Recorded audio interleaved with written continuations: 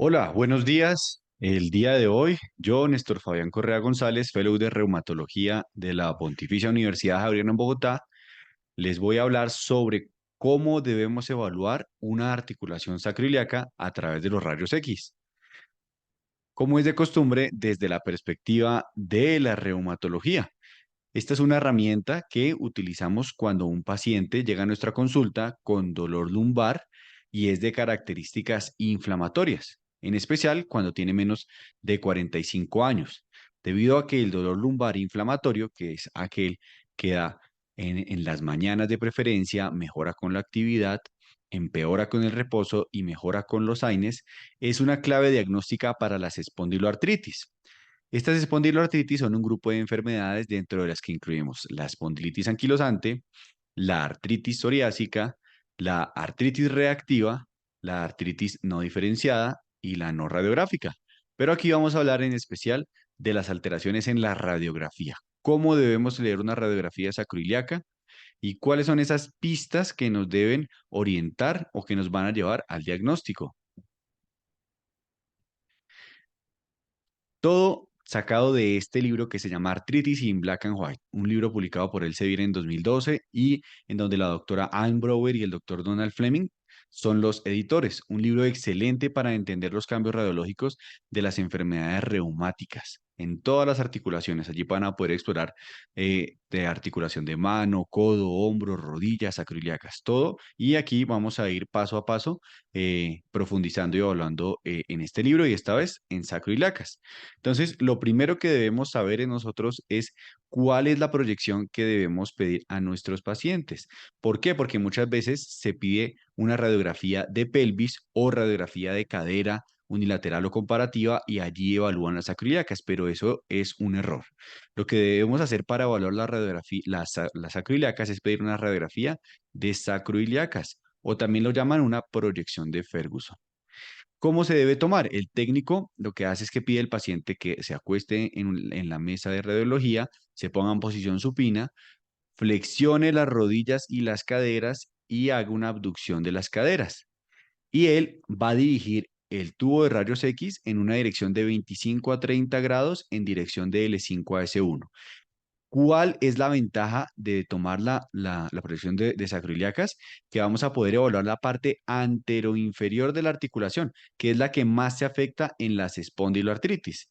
Entonces, la proyección que debemos pedir si queremos evaluar sacroiliacas es radiografía de sacroiliacas o proyección de Ferguson. Las otras no nos sirven para evaluar las sacroiliacas. Y este es un ejemplo muy, muy bonito de cómo la proyección nos cambia la orientación diagnóstica. Fíjese en esta radiografía del lado izquierdo, que es una radiografía de pelvis. Podemos observar las sacroiliacas, sí, pero no de una manera adecuada. Aquí vemos en esta zona de las sacroiliacas donde parece que hubiera una anquilosis de la articulación, fíjese a los dos lados. Pero cuando tomamos ya una radiografía de sacroiliacas, con el cambio de proyección, podemos ver cómo se ve que está la articulación, no hay una anquilosis como se veía en la otra proyección, sino que lo que hay es un puente óseo a este nivel. Entonces, la proyección nos cambia la interpretación, la técnica nos modifica la lectura. Vemos aquí como un osteofito estaba simulando un proceso de anquilosis. Entonces, ya que tenemos claro cuál es la proyección, arranquemos evaluando primero la anatomía radiológica normal y miremos la anatomía normal de la articulación sacroiliaca. Entonces, la articulación sacroiliaca tiene dos partes. Una parte que es la verdadera articulación y otra parte que es como la articulación falsa, que es falsa porque son ligamentos uniendo huesos sacro e ilíaco. Entonces, vamos a la figura en donde estamos viendo de arriba hacia abajo una articulación sacroiliaca y fíjense acá cómo la parte anterior contiene cartílago y sinovial. Por eso es que en ese punto las enfermedades inflamatorias van a tener predilección por la destrucción y por generar cambios óseos. Y miren en esa parte posterior, que es una parte ligamentosa, como vemos acá. Entonces allí no vamos a ver esos cambios inflamatorios que son los que son más llamativos. Entonces, ¿qué nos debe quedar? Parte anterior sinovial, que es la parte anteroinferior, que es la que más se va a inflamar. Parte postero superior, ligamentosa, falsa articulación. No se van allí a generar tantos cambios como en la parte anteroinferior en las espondiloartritis. Y esta articulación tiene dos caras articulares, que son la cara ilíaca, que esta cara ilíaca tiene un cartílago de 1 milímetro, es un cartílago fibroso que es delgado y que es el primero en afectarse. Por eso es que normalmente la inflamación que vamos a buscar ahí siempre la vamos a buscar el primero en el ilíaco. Y el sacro, que es el segundo en afectarse, tiene un cartílago más grueso. Miren aquí en la gráfica cómo se ve ese lado sacro con un cartílago de entre 3 y 5 milímetros y como decíamos está cubierto por articulación, por membrana sinovial. Esta es la radiografía normal. Entonces, miremos que hay dos puntos claves que siempre tenemos que tener en cuenta cuando evaluamos una radiografía normal. El primero es el ancho de las articulaciones, que sea uniforme. Fijémonos acá en esta articulación sacroiliaca, como el ancho de la articulación es uniforme en toda su extensión y al compararlo con el otro lado, igualmente es un ancho uniforme. Siempre hay que hacer una evaluación comparativa. Y el segundo punto clave de la evaluación de la articulación sacroiliaca es que las dos líneas corticales estén intactas, que así como hicimos en este dibujo, podamos seguirlas en todo su trayecto y que no se vean que estén perdidas. Esos son los dos puntos claves. La radiografía convencional es una de las herramientas que tenemos, como ya la vimos aquí, como es la radiografía normal, pero hay otras herramientas que nos ayudan a la evaluación de la articulación sacroiliaca. Una de ellas es la tomografía, el TAC de sacroiliacas. Sirve para evaluar cambios estructurales. Entonces, por ejemplo, en especial si hay cambios óseos, por ejemplo, osteofitos, tiene una buena utilidad. La resonancia magnética es muy importante cuando buscamos cambios inflamatorios y la inflamación la vamos a ver como osteitis. Y depende de la secuencia que nosotros miremos, vamos a ver de una forma u otra la osteitis. Entonces, ¿dónde se ve mejor la osteitis en la resonancia magnética? En T2 y STIR. Allí se ve mejor la osteitis y la vamos a ver como una hiperintensidad a nivel bien sea de la zona sacra o ilíaca. En alguno de los dos lados se va a ver en la región sacra o ilíaca. Esta es una resonancia normal, allí no se ve osteitis porque se vería ver hiperintenso y como vemos se ve todo de una densidad similar. Y en T1 vamos a buscar en especial cambios estructurales, erosiones, esclerosis, entre otras. También se puede ver la osteitis y aquí se va a ver hipointensa. En T1 hipointensa, en T2 la osteitis hiperintensa.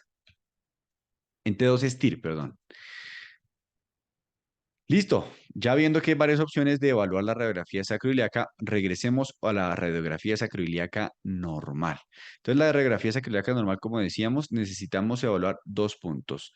El primero es que el ancho de la articulación sea uniforme y el segundo es que las dos líneas corticales estén intactas y podamos seguirla en todo su trayecto.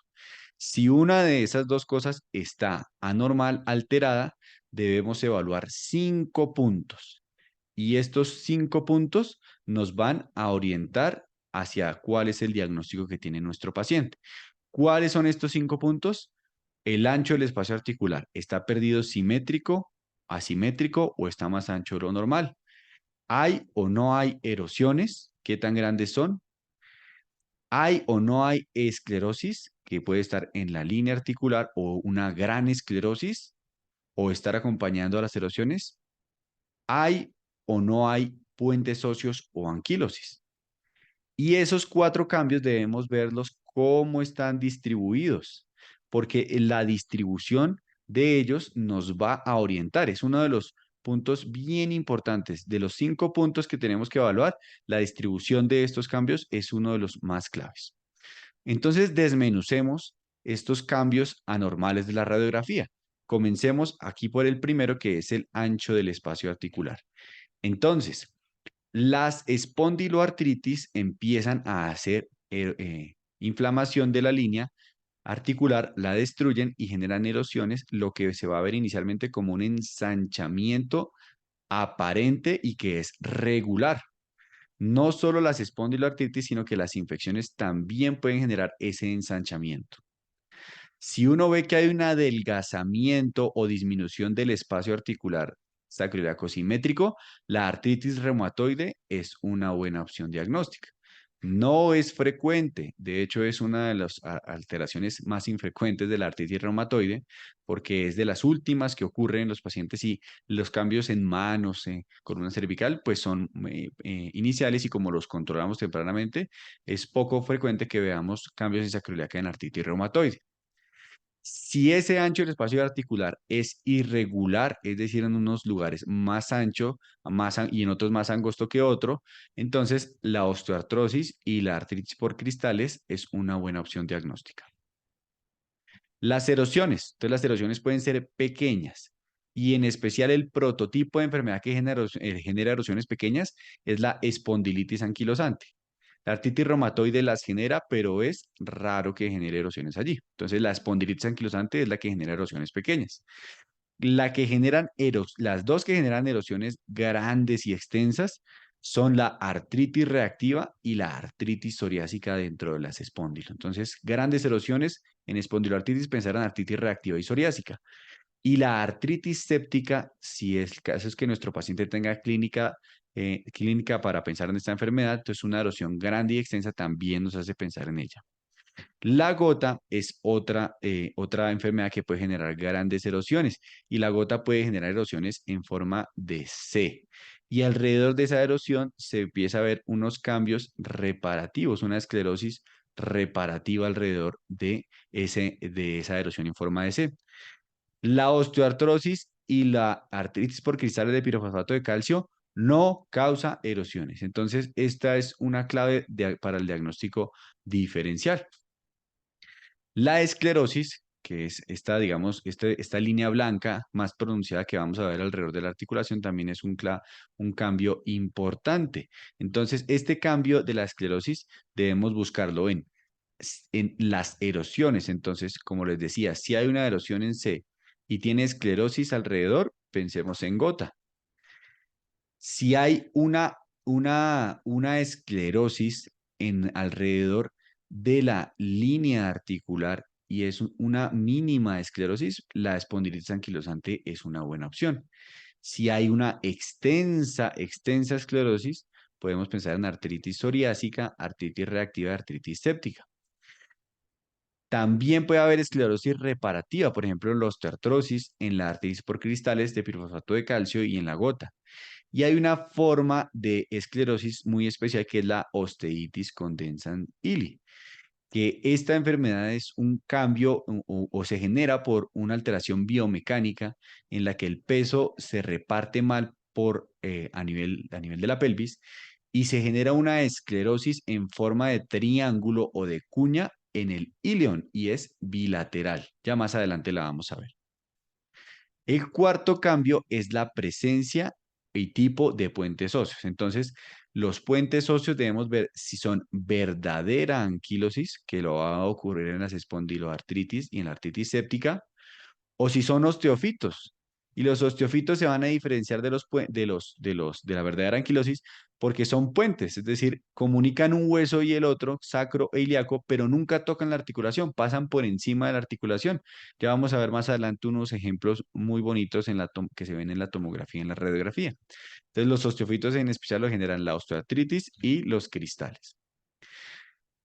Entonces, como les decía, estos cuatro cambios son los cuatro cambios que debemos siempre buscar cuando vemos anormalidad en la radiografía sacroiliaca y la distribución de estos cambios nos va a ayudar a seguir filtrando, depurando cuál es la opción diagnóstica más clave. Entonces, si la opción diagnóstica o si vemos estos cambios a nivel unilateral, el diagnóstico que principalmente debemos pensar es artritis séptica. Por otra parte, si hay un compromiso bilateral y es simétrico, es decir, parejo en los dos lados, en las dos articulaciones sacroiliacas, aquí debemos pensar en espondilitis anquilosante, espondilitis asociada a enfermedad inflamatoria intestinal, artropatía por cristales de pirofosfato de calcio y la osteitis condensans ili, que genera estos cambios también, como decíamos, simétricos. Y si el compromiso es bilateral, pero, ojo que es, pero asimétrico, la artritis reactiva, la artritis psoriásica, la gota y la osteoartrosis son esos prototipos de la enfermedad que generan cambios bilaterales asimétricos. Entonces, la distribución es muy importante. La distribución de todos estos cambios es muy importante para hacer la orientación diagnóstica. Estos cambios los podemos ver en la historia natural de la enfermedad. Entonces veamos cómo con la radiografía nosotros pudiéramos ver cómo se va dañando la articulación. El objetivo es que entre más temprano la encontremos mejor porque esto nos va a favorecer frenar el proceso inflamatorio y, pues que el paciente no tenga alteraciones biomecánicas y por consiguiente en su calidad de vida. Entonces, el primer cambio que ocurre es una pérdida de la línea cortical del ilíaco, que como hablábamos tiene solo 1 milímetro de cartílago. Entonces, veamos, ya vamos a ver a más profundidad, pero miremos cómo aquí se pierde ese cartílago articular. Luego, como empieza a haber inflamación y erosiones, va a haber un pseudo ensanchamiento de la sacroiliaca. Entonces, aquí se va a ver un pseudo ensanchamiento de la sacroiliaca. Va a haber un proceso reparativo de esa articulación, que es el tercer paso. Entonces vamos a empezar a ver esclerosis. Alrededor de toda esa inflamación se va a ver toda esa esclerosis. Para luego, en un cuarto momento, si no se detiene la inflamación, se va a generar la anquilosis, que se va a hacer que se pierda esa línea articular. Con el paso del tiempo, el fenómeno inflamatorio va a mostrarse, va a generar osteopenia y que la vamos a poder ver en la radiografía, y esa osteopenia pues va a ser un marcador de osteoporosis. Entonces, prevenir la osteoporosis en estos pacientes la debemos hacer cortando el fenómeno inflamatorio.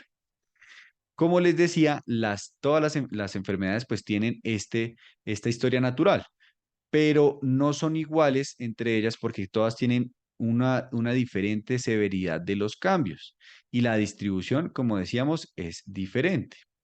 Miremos aquí más a profundidad esta historia natural. Entonces, miremos aquí en esta articulación sacroiliaca derecha, cómo podemos seguir bien la línea articular hasta acá. Aquí parece que empezara el lenguaje de la clave Morse. Puntos y rayas, puntos y rayas. No se diferencia bien una línea cortical como si se puede ver aquí en la parte más inferior de la articulación sacroiliaca. Para luego pasar a un proceso de erosiones, que fíjense cómo esas erosiones hacen que se ensanche aparentemente la articulación sacroiliaca. Parece que se hubiera ensanchado esa articulación, un pseudo ensanchamiento. Esas erosiones, todas esas erosiones que vemos acá, las podemos ver en la resonancia y en especial en T1. Recordemos que en T1, en resonancia magnética, sin contraste, vamos a ver los cambios estructurales y la erosión es uno de esos cambios estructurales. Fíjense cómo aquí podemos ver, está demarcado esa erosión ahí a ese nivel y se ve un ensanchamiento de esa articulación sacroiliaca. Después de ese ensanchamiento por las erosiones, se va a formar esclerosis. Miren cómo hay un gran fenómeno de esclerosis en todo alrededor de la articulación sacroiliaca, para después se forma una anquilosis, ya se forman los verdaderos puentes óseos. Aquí no se puede ver en ningún lado articulación sacroiliaca. ¿Por qué? Porque está anquilosada la articulación. Y con el paso del tiempo, miremos cómo se ve desmineralizado el hueso. Hay mucha osteopenia y aquí en este punto podemos ver cómo se han osificado también los ligamentos. Porque recordemos que esas enfermedades de espondiloartritis destruyen y también forman hueso. Listo, ya tenemos entonces en mente cuál es la proyección, que es la proyección de sacroiliacas o de Ferguson. Y cuando vemos la proyección debemos evaluar dos puntos claves, que se vea bien la línea articular y que el espacio o el ancho sea un ancho simétrico. Si hay alteración de alguna de esas dos, entonces debemos ir a buscar los 5 puntos claves de las alteraciones y con esto ya vamos a tener una orientación en el diagnóstico. Entonces, veamos concretemos estos conceptos en las patologías específicas. Entonces, comencemos con el prototipo de las espondiloartritis, que es la espondilitis anquilosante. Entonces, la espondilitis anquilosante da un compromiso bilateral y simétrico. Ella es muy elegante y respetuosa de las reglas, es bilateral y simétrica. Y las erosiones que genera son pequeñas erosiones, son discretas. Lo mismo que el hueso reparativo es muy discreto. Y la anquilosis en esta enfermedad es muy temprana. Y recordemos cómo el aspecto anteroinferior es el primero en afectarse. Entonces miremos aquí cómo se ve el compromiso bilateral. Hay una esclerosis, pero es muy, muy tenue. Se ve un pseudo ensanchamiento de las dos articulaciones sacroiliacas en la parte anteroinferior. Con el paso del tiempo, si no se detiene el proceso, entonces, ¿qué va a ocurrir? Se van a osificar los ligamentos sacroiliacos, como se ve aquí, se ve dirigido por la flecha, y aquí ya no se va a ver articulación. Hay completa anquilosis de la articulación y en especial se arranca en la porción antero-inferior de esa anquilosis. Inclusive, en las vértebras ya estamos viendo acá cómo el proceso de formación de hueso está generando un compromiso de osificación del ligamento longitudinal posterior de las vértebras que discurre entre apófisis espinosa y espinosa y se forma el signo que llamamos el signo de la daga. El signo de la daga, pues también es uno de esos signos claves, pero muy tardíos de las espondiloartritis. En otro video profundizaremos en esos cambios vertebrales. En la artritis psoriásica y reactiva, aquí el cambio o mejor dicho, son superopuestas a la espondilitis anquilosante. Ellas dos son muy parecidas y son indistinguibles en la radiología. Estas son bilaterales, pero asimétricas. Recordemos que la espondilitis anquilosante era asimétrica y estas también, a diferencia de la espondilitis anquilosante, generan erosiones extensas. Y la esclerosis y el hueso reparativo es extenso también. Aquí puede o no puede ocurrir la anquilosis, a diferencia de la espondilitis anquilosante, que sí ocurre ese proceso. Entonces, miremos cómo aquí se están formando grandes erosiones acá en la parte anterior, más arriba también se pueden las erosiones en el lado derecho y fíjense cómo el lado izquierdo ya hay anquilosis, no se ve la articulación. Y aquí hay un gran fenómeno de esclerosis, a diferencia de la radiografía previa donde no se veía tanta esclerosis. Bilateral, asimétrica, con grandes extensiones. Aquí nuevamente, esta radiografía nos muestra cómo el proceso es asimétrico. Fíjense cómo aquí en la articulación sacroiliaca izquierda del paciente y la derecha nuestra, vemos cómo hay un gran proceso de esclerosis y en la parte anteroinferior se ven erosiones. Al lado derecho del paciente no se ve tan importante ese proceso como si se ve al lado izquierdo. Estas tres espondiloartritis son las que nos van a dar más cambio en la radiografía, que son la espondilitis anquilosante, psoriásica y reactiva. Y en radiografía hay unas enfermedades que pueden generar cambios de la sacroiliaca, pero no son del equipo de las espondiloartritis. Y esas las llamamos simuladores o mimickers. Tenemos que estar muy atentos con la clínica del paciente para saber si se trata de una espondiloartritis o no. Entonces, la primera simuladora que debemos tener en cuenta es la artritis reumatoide, dado que es una enfermedad también inflamatoria. Y esta, aunque es bilateral y simétrica, no genera erosiones o en muy pocas ocasiones genera erosiones. Lo que a ella le gusta hacer disminución del espacio articular de manera simétrica. Y hay muy poco hueso reparativo o no hay hueso reparativo. Como les decía, es inusual ver erosiones y tampoco se va a osificar ningún ligamento. Es una alteración tardía de la enfermedad, por eso no es frecuente que la describan. Inclusive, hay personas que dicen que no existe el compromiso de la articulación sacroiliaca en artritis reumatoide, pero es por el advenimiento de los nuevos medicamentos que modifican la enfermedad, pues impide que lleguemos a este daño en la articulación sacroiliaca de los pacientes. Aquí podemos ver cómo hay una disminución simétrica del espacio. Miren que ese espacio está bien pequeñito e inclusive ya este paciente pues sí tiene unos cambios de erosión, pero no tiene un hueso reparador alrededor de ella. ¿Podría llegar a generar anquilosis? Sí, pero ya tiene que haber un proceso muy avanzado.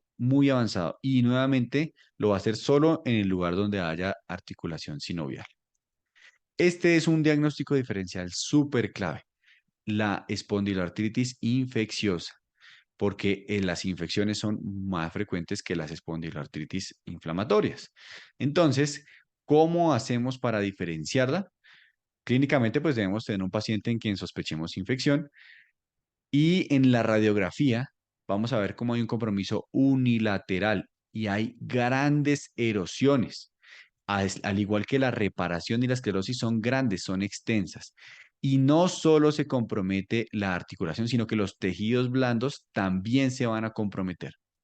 La tuberculosis tiene la tendencia de que crea abscesos y esos abscesos se calcifican. Entonces uno podría llegar a ver calcificaciones que sean, digamos, asimétricas. Esa es una clave que nos ayuda a buscar abscesos por tuberculosis. Esta también puede llevar a anquilosis y a una anquilosis unilateral. Y miremos aquí en la radiografía cómo se ve aquí una gran erosión en solo la articulación sacroiliaca izquierda de este paciente, que al lado derecho no se va a ver. Mire que aquí se pierde la línea articular, se ven como puntos y rayas, puntos y rayas. En la resonancia magnética, fijémonos aquí, esta es una secuencia de STIR o supresión grasa. La clave para saber que es una secuencia de STIR o supresión grasa está acá. Mire que aquí está la grasa y la grasa que tiene bastante agua no se va a ver hiperintensa, sino que se va a ver así, oscura, hipointensa. Entonces, el STIR lo vamos a diferenciar así de la secuencia de T1 en donde sí se ve la grasa hiperintensa. Entonces, busquen siempre la grasa de los pacientes que se va a ver ahí. Entonces, si hay inflamación a nivel del hueso, va a haber agua a ese nivel y vamos a ver cómo se va a generar un proceso, una hiperintensidad a nivel óseo. Y fíjense que es una gran área de osteitis. Y no solo va a comprometer el hueso, sino que fíjense acá cómo los tejidos blandos alrededor de la articulación también están comprometidos. Entonces, compromiso de los tejidos blandos periarticulares nos debe hacer sospechar infección. Este paciente tiene lo que hablábamos de la clave para pensar en que hay un absceso tuberculoso y es que hay una calcificación de todo ese absceso y eso nos hace pensar en tuberculosis. Y fíjense nuevamente cómo es unilateral el proceso, es unilateral. La que es unilateral es la artritis séptica. Con el paso del tiempo, si no se controla el proceso infeccioso, pues se va a generar anquilosis. Mire que aquí no se ve articulación y es un compromiso unilateral. Aquí al otro lado sí estamos viendo articulación sacroiliaca. La gota es otra de las artritis inflamatorias que puede generar compromiso articular. Y la pérdida del espacio aquí es una pérdida irregular. Puede confundirse con la osteoartrosis precisamente porque hay una pérdida irregular del espacio. Y aquí hay una clave para diferenciar las dos y son las erosiones. Fíjense que aquí hay una erosión que tiene una forma de C y alrededor están todos estos cambios reparativos, mucha esclerosis alrededor de esa erosión en C. La enfermedad por depósito de cristales de pirofosfato de calcio, ella le gusta calcificar el cartílago, entonces siempre debemos tener un ojo muy agudo buscando estas pequeñas nubes dentro de la articulación. Nos hace pensar en artritis por cristales de pirofosfato de calcio. La osteoartrosis, mucho más frecuente que todas las anteriores, mucho más frecuente, nunca la debemos olvidar. Inclusive si estamos en reumatología, que de hecho los pacientes nos los envían pensando en que debemos descartar si hay un fenómeno inflamatorio o un fenómeno mecánico, que es lo que ocurre en la osteoartrosis, que se degenera el cartílago y empiezan a haber cambios osos secundarios. La osteoartrosis, digamos que es la gran simuladora porque ella es unilateral o bilateral asimétrica y hay una disminución irregular del espacio articular con una esclerosis subcondral y se forman osteofitos. Y ojo que los osteofitos no son anquilosis. Fíjense en este paciente aquí en este punto se está formando un osteofito que parece que fuera un puente y que al ojo inexperto rápidamente podríamos decir, claro, se está generando anquilosis, pero no porque la articulación, fíjense cómo está bien, es un puente óseo, no está tocando la articulación. Y miren cómo el espacio aquí está ancho, aquí se nos angosta ese espacio y aquí vuelve y se ensancha ese espacio. Esas son las claves para pensar en que el paciente tenga osteoartrosis y puede generar inclusive una articulación en que parece que no hubiera cartílago, un fenómeno de vacío, parece que estuviera vacío ese espacio ahí adentro de la articulación sacroiliaca, otra de las claves de la osteoartrosis. Cuando le tomamos un TAC a este paciente, fijémonos cómo aquí en la parte anterior se están formando ya unos osteofitos que parece que fueran a unirse, se están formando esos osteofitos que están generando puentes óseos y que la articulación la tienen muy respetada, no están generando anquilosis de la articulación. Em, Nuevamente aquí para mostrarles cómo la radiografía, los cambios estructurales, perdón, los podemos buscar en las tomografías. Y lo que estamos buscando es cambios óseos, la tomografía es clave. Y miren este osteofito anterior que tiene este paciente. Aquí un fenómeno de esclerosis. Y fíjense cómo hay también pequeña esclerosis acá que también si la buscamos acá en estas líneas articulares la vamos a ver. Y ahí las líneas articulares las podemos seguir muy bien. Fíjense que todas se ven bien y el ancho está irregular en varias zonas. Aquí, por ejemplo, se ve angosto. Otro de los trastornos, que es un trastorno ya mecánico, la osteoitis condensans ili, es un trastorno mecánico debido a que las cargas estructurales que vienen de la columna vertebral son mal repartidas. Entonces, el peso normalmente viene de arriba hacia abajo, la gravedad, como ustedes saben, lleva la fuerza hacia abajo, y cuando llega al sacro, el sacro reparte el peso que viene de la columna a las dos articulaciones sacroiliacas por igual. ¿Qué se necesita para que el peso se siga repartiendo de manera uniforme? Que a nivel de la sínfisis púbica haya también un cierre adecuado. Es decir, que las dos articulaciones estén juntas y compartan ese peso. En las mujeres embarazadas, por efecto de los estrógenos o en personas que tienen hiperlaxitud ligamentaria, esta sínfisis púbica puede ser inestable, entonces puede haber movimientos de esta sínfisis y no se reparte bien el peso en las dos articulaciones, lo que va a terminar generando un fenómeno inflamatorio a nivel del ilion. Fíjense aquí, como se los estoy mostrando, que tiene una esclerosis marcada en forma de domo debido a la mala repartición o la alteración mecánica a nivel de la sínfisis púbica. En la TAC, bueno, en la radiografía es súper bonito como se ve ese fenómeno inflamatorio a nivel del ilion en forma de domo. Y miren cómo en la tomografía ese cambio estructural, esa esclerosis, la vamos a ver muy marcada a nivel del ilion de manera bilateral y simétrica.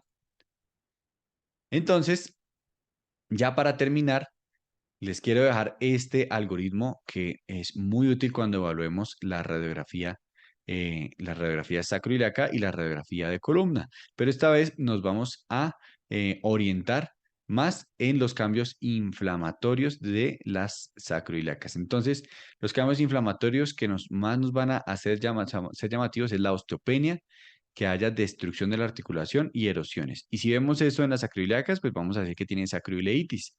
Si hay un cambio simétrico y vemos que hay osteofitos, perdón, sindesmofitos delgados marginales, debemos pensar en espondilitis anquilosante o la espondilitis asociada a enfermedad inflamatoria intestinal.